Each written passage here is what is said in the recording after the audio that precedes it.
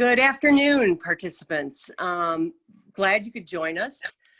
My name is Kathy Major. I'm a volunteer with IACAC, and IACAC and StriveScan are presenting these sessions of virtual college exploration. So we're glad you could be here. What we would like to do, first of all, you'll see on your screen that in order to ask questions, there's a Q&A button. You'll type your questions into the presenters anytime you have them. They may wait till answer them to the end, but whenever you have them, type them in. Your camera and your microphone are off. They're muted, so the panelists can't see or hear you. So that's why you're doing the Q&A button for the questions.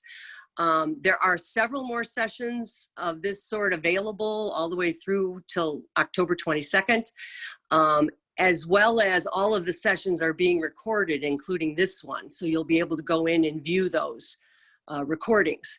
You can find all of that at the IACAC website. That is iacac.org. And so without further ado, I am going to turn everything over to our panelists who are going to talk to you today about test or not. Hi, Excel. I'm having problems trying to get the slide back on. Are you able to see the PowerPoint slide? No? We cannot see it, but I have it pulled up. Do you want me to do it? Yeah, if you can. I hope you can share your screen. Okay. Oh, man. Hi, everyone. Gotcha. Give me 1 second. Oh, gosh. Well, oh, there we go. Awesome. Here we go. Awesome. I mean, you can take it away and start us off, Orlando. Yeah, welcome everyone. And I am Orlando Ramirez. I'm an assistant director of admission at DePauw University in Indiana. And I'm joined by two great colleagues, Grace and Excel, and I'll let them introduce themselves. But we're obviously here to talk about applying to universities, whether test optional or not. So we've named our PowerPoint presentation to test or not to test. So, so yeah, I will hand it over to my colleagues so that they can introduce themselves. Gotcha. Thanks, Orlando. My name is Ixtel Viramontes. I'm an admission counselor at Dominican University in River Forest, Illinois. And hi, everyone. My name is Grace Baumgartner. I'm an admission counselor here at Drake University in Des Moines, Iowa. So just a little background on our individual universities. Again, Dominican University is located in River Forest, Illinois. We're right outside the city of Chicago. We are a pretty small private liberal arts school with a little under 3,000 students attending. And if you're interested or would like more information, feel free to visit our website at dom.edu. All right. And then we are Drake University, like I said. So we're located in Des Moines, Iowa. We are about 5.5 hours from city of Chicago in the suburbs, 4 or 5 hours from kind of Peoria, Bloomington, that area. So not too far, but we are smaller end of a private or medium liberal arts institution. So we have about 3,000 undergrads, 5,000 including our grad students. And if you want to check out more, you can visit our website at drake.edu.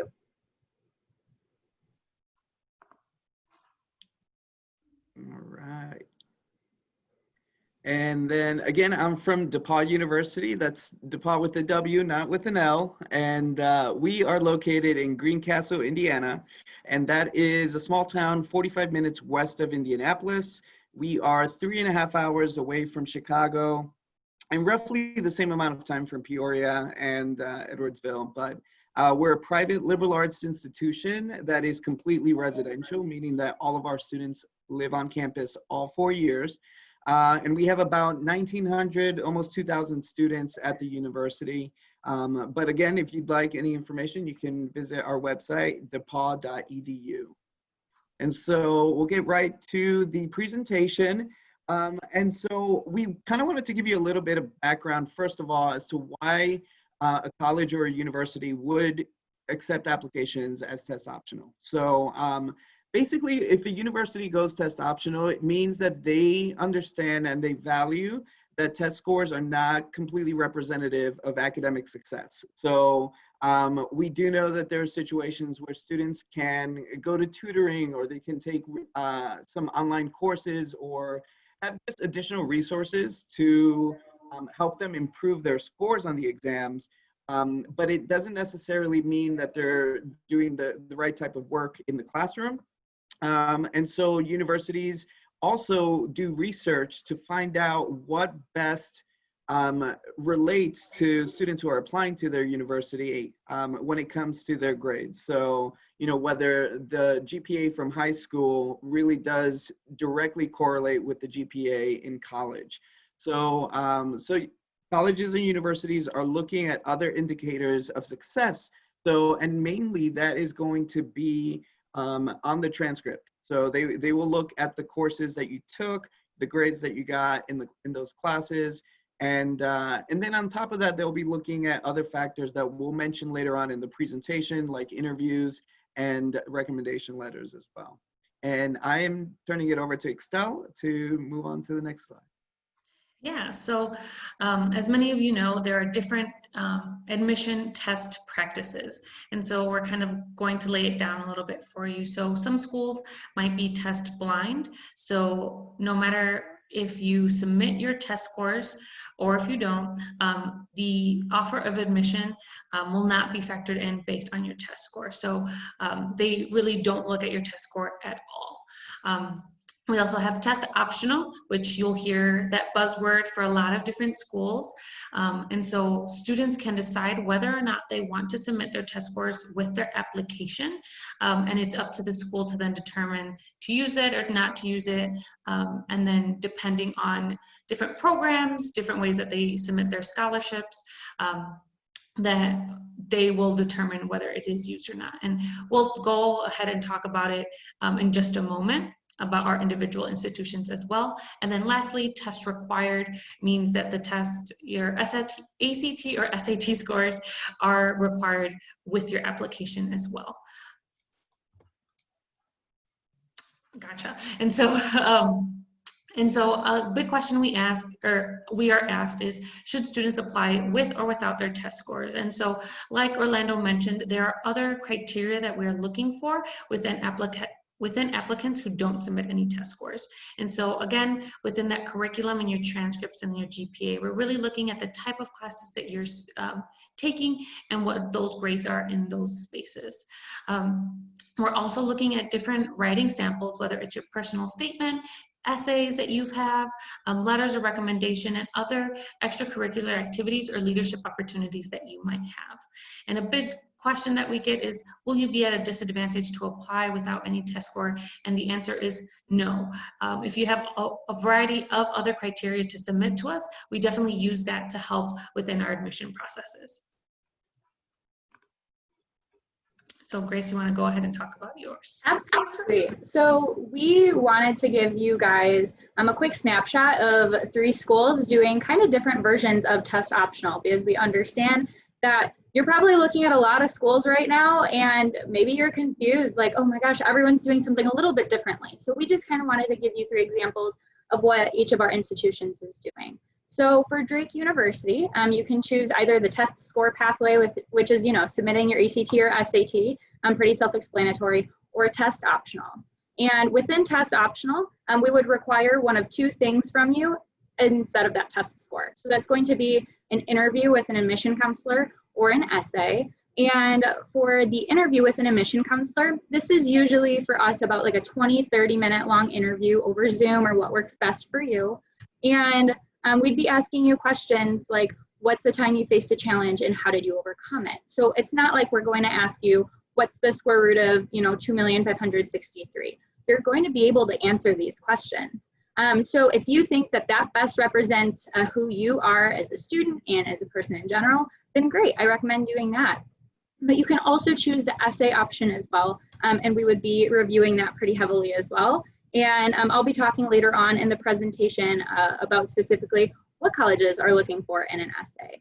But then along with this, letters of recommendation are not required, but strongly recommended, just because, again, we holistically review applications. So we will look at everything you give us. And so letters of recommendation really help just speak to your character. Again, we'll talk about that more later on down the line. But the more you give us, the more we get to know you better. So I will let Excel talk about Dominican now. Yeah, so Dominican also does a different way of test optional.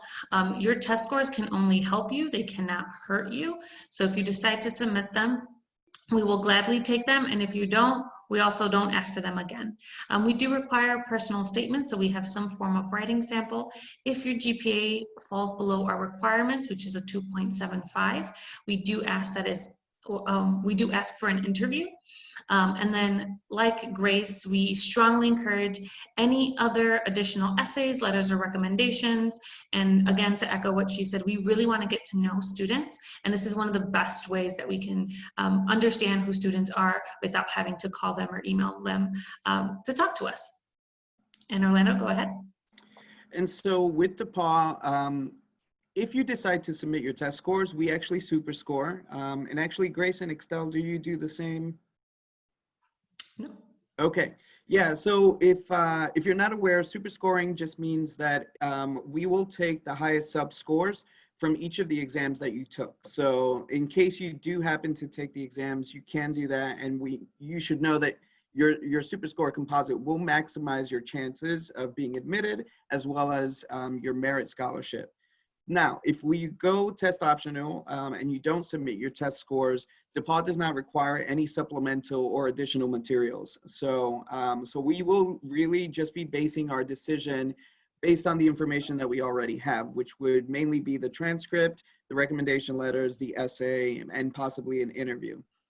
We do hold the right to interview a student if after the application has been reviewed, we have some questions or even concerns. So we would reach out to the student and inform them that we would like to have an interview with them. And I'm making it sound so much more formal and daunting than it is, but it really isn't.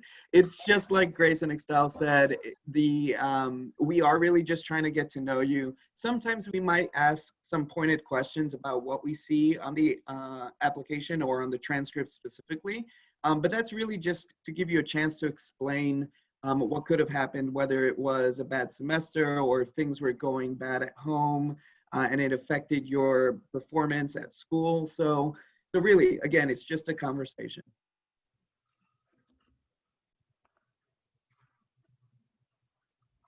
So go ahead, Orlando. Yeah, so what are schools looking for then? And so I mentioned already that we do focus a lot on the transcript. Now the transcript itself gives us a lot of information. First of all, the transcript has to be sent from your high school counselor. And if you're a senior and you're already starting the application process, you might already be aware that if you're applying to schools through the Common App, it's a really simple process. You just request for your counselor to have it sent, and they do that automatically. You cannot send us a transcript directly. If you happen to send, I know with DePauw specifically, we will accept it as a document that you send us, but it will count as an unofficial transcript. So it cannot be used in the admission process.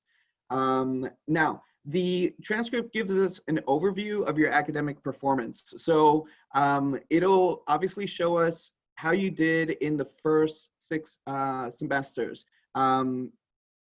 Obviously, this will include all the courses that you took. So whether you took honors courses or you took advantage of AP courses and IB courses at your school, it can show us trends, whether, let's say science is not your forte.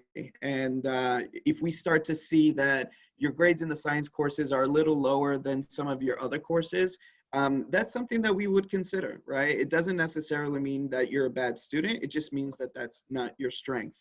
And so, so that's something we would look at.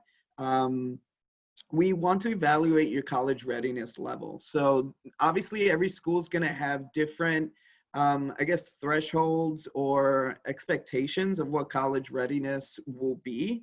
But like, for example, at DePauw, we do want to see that students are challenging themselves with APs, and we do compare the amount of APs that students take with the amount of AP courses offered at their school. Not every school does that. Some schools take that into consideration, but it's not a major factor in the evaluation. But I just wanted to give you an example of what that college readiness level can look like for each school. Now the transcript, since you are not submitting test scores, most schools will be using the transcript GPA as the main form to determine your merit scholarship or other scholarships that are available. And of course, every school is going to have different requirements, but or I guess different levels of scholarships based on your GPA. But that's all on the transcript. All right. And the next one is about interviews. So all three of us have talked about interviews. Please remember that you should be checking your email regularly. I know that universities just flood your inbox with emails, and I know we feel bad about that, but at the same time, we do that to make sure you're getting all the valuable information you need. And sometimes that could be that we're requesting an interview with you. So please check your emails, and so remember that you have to schedule an interview and audition. I almost failed to mention that. I actually was a music student myself. So as a music student, you are well aware that you have to audition to your schools in order to be accepted into their music programs. So be mindful of the different audition dates that are available, the requirements for those auditions, whether they require pre-screening as well, or to make sure that you're not overlapping audition dates, because if that's the case, then you would obviously want to get in touch with those institutions. Be prepared and practice. I mean, it goes without saying, but if you can find one person, whether it's a teacher or a family member, to help you go through some potential interview questions, then you should do that. And a lot of the times, like Grace said earlier, it's not going to be where they're asking you to, I don't know, add up 2 and 2, but it could be that they want to see how you see yourself as a candidate.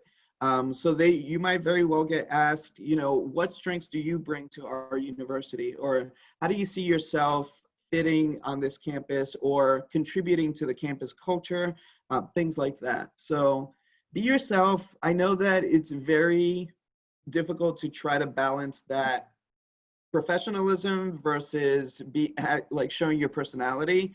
Of course, we want both, but if anything, we want to see who you are, because we're all very acquainted with what type of student does well on our campus. And if we see that in your personality, then that's great. And also, don't be afraid to showcase your talent. This is your opportunity to give us a reason to admit you. So if you have some particular strengths, or if you have a great personality and you love people, all of that is valuable. So don't be afraid to do that. Don't shy away from it. It's very easy to try to do that and not brag about yourself, but you can brag about yourself.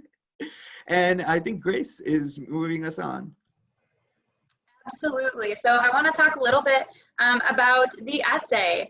And this is a great way to just tell us information about yourself that's nowhere else in the application. And I know we keep saying this is a test optional. It is just a great way to get to know you better. So I guess one positive of this whole pandemic and a lot of schools switching to then test optional is that you have more options to really just best showcase yourself to these colleges. So essays can really help evaluate who you are, but then also your writing styles and just how you think. So kind of my first piece of advice when you're writing an essay is get creative. There are lots of different topics out there, and Excel mentioned, personal statements and essays, and that is an important distinction because really you should make sure you're doing your research and seeing what exactly the school is asking from you. Because personal statements are usually going to be a little bit more about yourself, whereas essays, there's a wide variety of topics. So definitely just make sure you are doing that research there. But in terms of, your topic, write about something that you're passionate about and that you can feel comfortable talking about. And kind of along with that, adding depth, we are looking for well-written essays. And so usually, this will include an introduction, a body, and a conclusion as well. And so you have, at least 3 paragraphs worth to tell us about yourself and really go into detail about whatever you're describing to us as well. And jumping back to topics really quick, I did just want to note that, so if you're applying through Common App, for example, there's a wide variety of topics that you have to choose from. And I'm not sure exactly how Dominican and DePauw do it, but at least at Drake, our personal essay topics are the exact ones from Common App. And so, yep. So it sounds like, at a lot of these schools you're applying to, there's a chance that you just have to write one essay. And so really focusing on and putting your all into this essay and that sort of thing. So along with that is showcase who you are to us and really just adding personality to that because we want to know who you are, and this just show us your voice, show us your personality. If you're someone who does make little jokes here or there, maybe is that something you want to incorporate in? If you're not, maybe this isn't the time to try that. So be true to yourself. And then with peer review, it's a great idea to write a first draft and then reread it, make your own edits.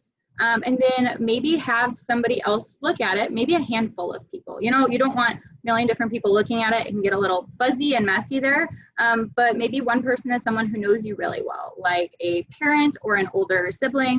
Obviously someone that is good at writing and can help you make some of those edits. But then maybe a teacher or something that really can help you more on the grammar side of things. But if your sibling or your parent or your friend is reading this and being like, this doesn't even sound like you, maybe, that's a good sign of you should go back and just, again, make sure that we can tell that this is you writing that. So peer review is definitely an important part of that. And then obviously after that, making edits and then sending us, your final draft as well.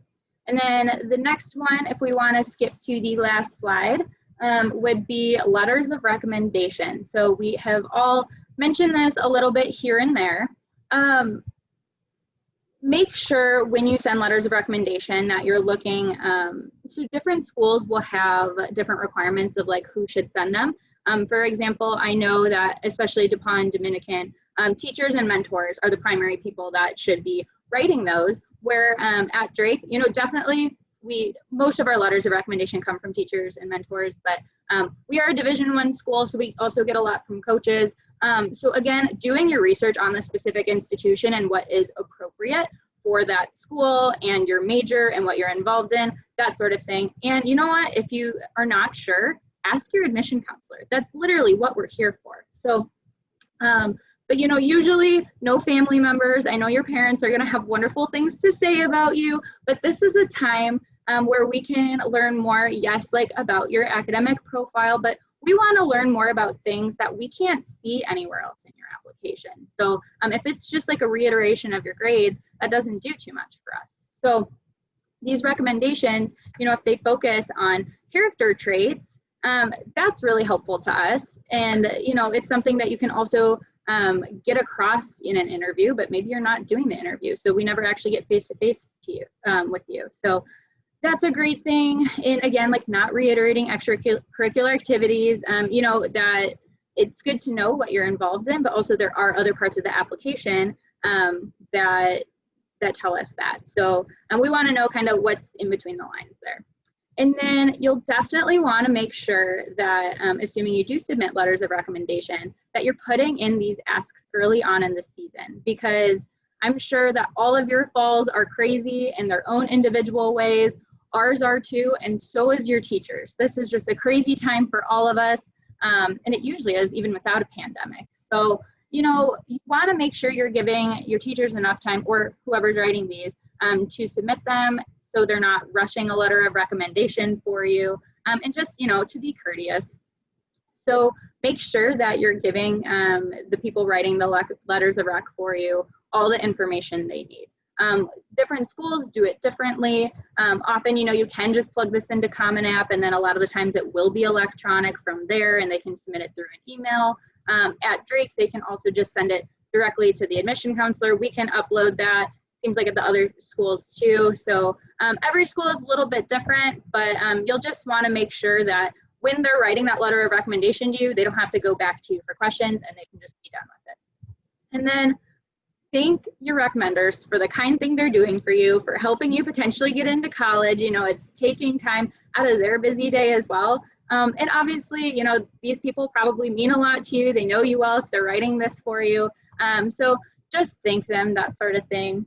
But that's about all I have on letters of recommendation.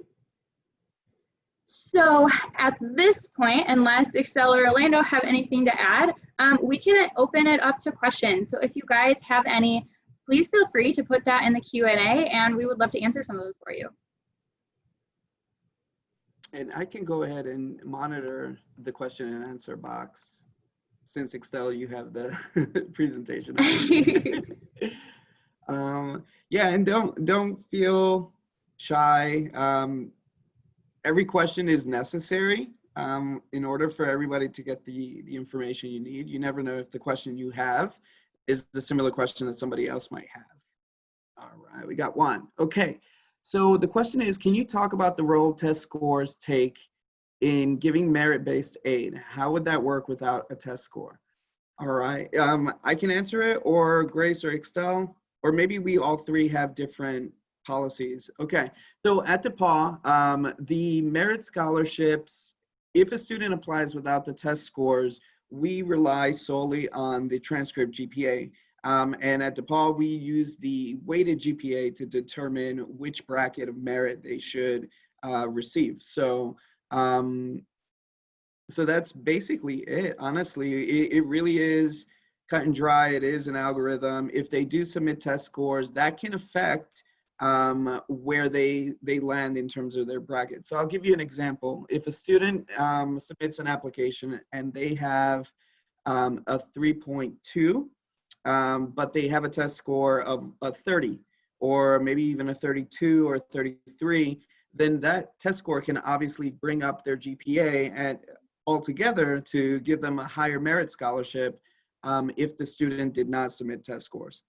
Conversely, if the student has a 4.0 and a student has a test score of a 20 or a 19, if they did submit the test score, then it could bring down their merit potential. But if they submit it without a test score, then obviously that 4.0 is really good, and so they might have a higher merit scholarship.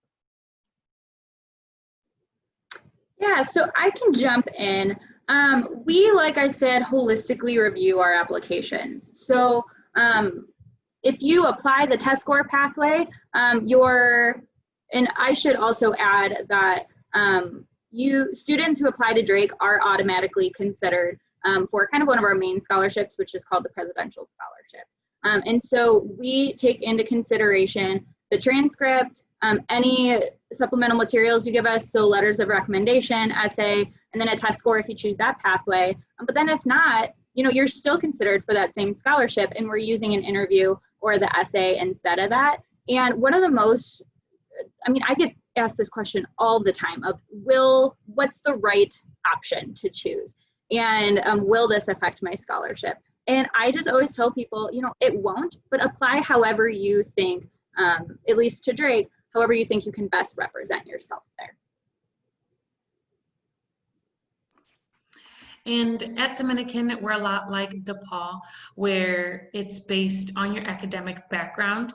So definitely on the GPA, based on what kind of courses you are taking, whether you're taking honor courses, AP courses, IB courses.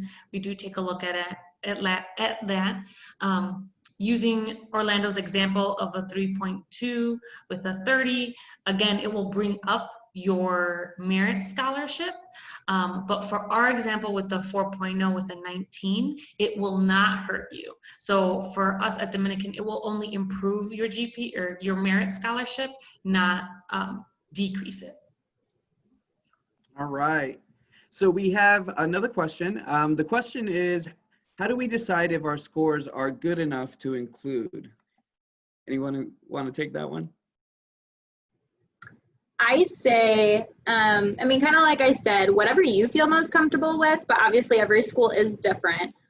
So I would ask averages of, the test score as well. And for Drake, about 50% of our kids fall between a 25 and a 30 ACT. I like to put an asterisk by that though, because we've been test optional for about 5 years now. So more and more students are going test optional and less are submitting that test score. So it's not like that's where all of our students are falling.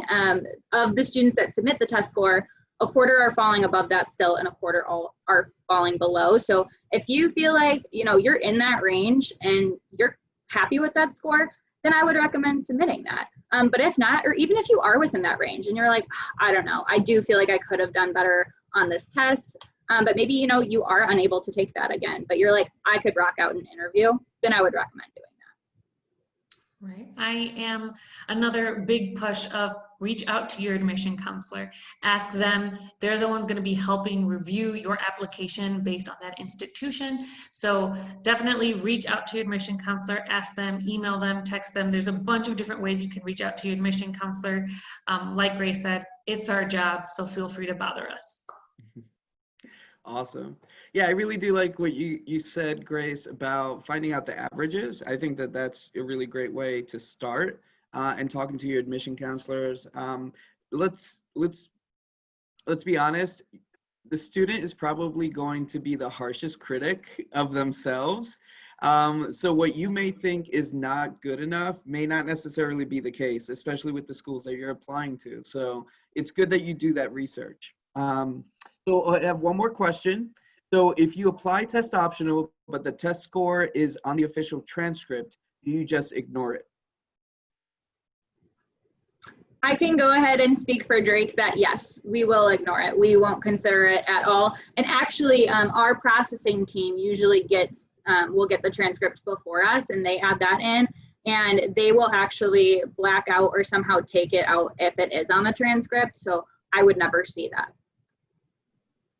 Yeah, that's the same with DePauw as well. We ignore it. Yeah, it's cut and dry. We don't, but we do ask whether you're submitting it test optional or not.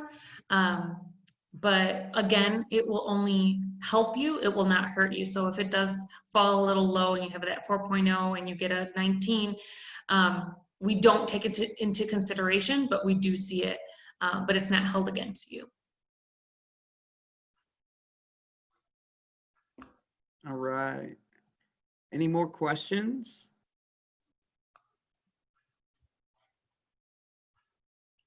All right, I don't see any more. I know that this process can be very daunting, and especially with something like test optional, particularly this year when a lot of students haven't been able to take the exams. I hope this webinar has definitely given you a lot more confidence in applying test optional wherever you're looking at. A lot more schools this year have adopted test optional policies, even if it's just for 1 or 2 years. But just know that, we mentioned it already, a lot of schools don't consider the test scores to be a major indicator of the student's academic ability. So, so feel confident as you apply. And as Excel said many times, reach out to the admission counselors. It really is a great way. I mean, all three of us could tell you stories of working with students for an entire year, or maybe even more than that, and finally seeing them on campus and saying hi to them and feeling like everybody's satisfied, fulfilled. It really is a great experience. So, all right. I guess. Well, are you seeing any other questions? No? I don't see any more. Okay. Well, then we'll wrap it up. We want to thank our presenters this afternoon. It was a great presentation. Lots of great information. And we want to thank all of you for joining us. Just a few things to note. When you close this window, there is going to be a link. It's a very quick 4-question survey. You would really, really help us out as we develop this program. by giving us your feedback. So please take the time to do, it's a very quick survey. Also, as I mentioned before, this is just one of the many sessions being hosted by IACAC and StriveScan. So be sure to go to the IACAC website, see what else is available you might be interested in, and sign up for those sessions. These sessions will be presented until October 22nd, so there's quite a few more to come. In about a week, you'll be able to find the recording for this session, and as the schedules go on, all the recordings will be posted. Again, that is at the IACAC website, and that address is iacac.org. Thanks for joining us this afternoon, and enjoy the rest of your day. Thanks, everyone. Thank you, everyone. Take care.